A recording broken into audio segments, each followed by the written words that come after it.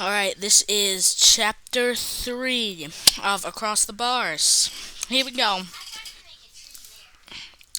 Chapter 3 The Direboar Stampede. The first warning was the silence. Not the peaceful kind that settles after a long day, but a sudden, unnatural stillness pressed against the ears like a held breath.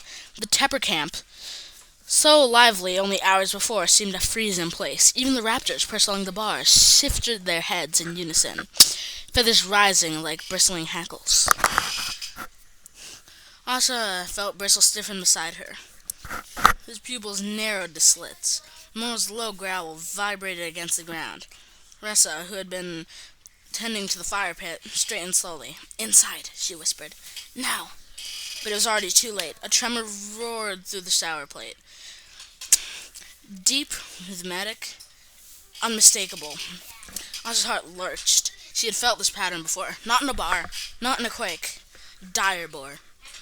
The ground shook again. This time, dust rose in thin plumes along the bar's edges. Raptors screeched, wings flaring. Children cried out as the earth quivered beneath their feet. "How close?" Corn said. Asha didn't answer. She was listening, really listening, to the vibration beneath her boots. The tremor wasn't a single herd. It was many. Far too many. Asha's face drained of color. "Archers, form the ring!" Tepper warriors sprang into motion, bows drawn, forming a tight circle around the camp's center. Raptors leapt from their perches, handlers scrambling to control them, as the birds hissed and snapped at the air. The tremor became a roar.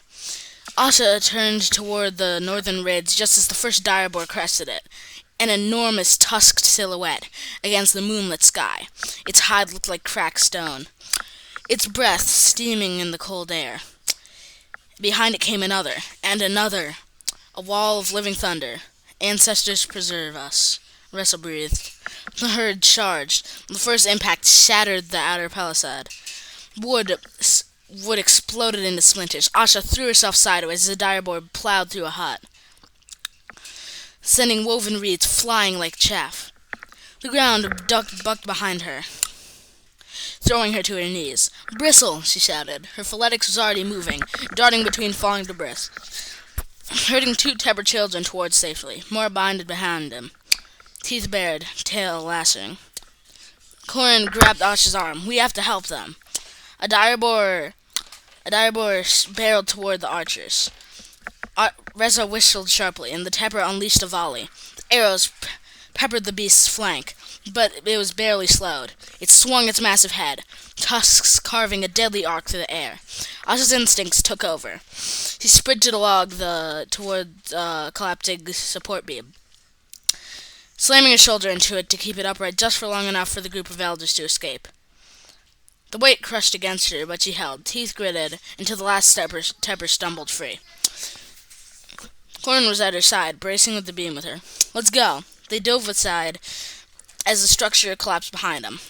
Another Direboar thundered past, close enough that Asha felt the heat of its breath.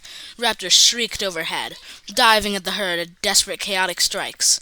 Some swatted at the air, others clung to Direboar hides, clawing and shrieking. The camp was dissolving into ruin. Asha spotted Ressa beneath a fallen raptor perch. She ran to her, heaving the beam upward with a grunt. Corin pulled Ressa free, dragging her to a safe spot behind a toppled cart. Ressa coughed, blood on her lips. "The children! Get the children!"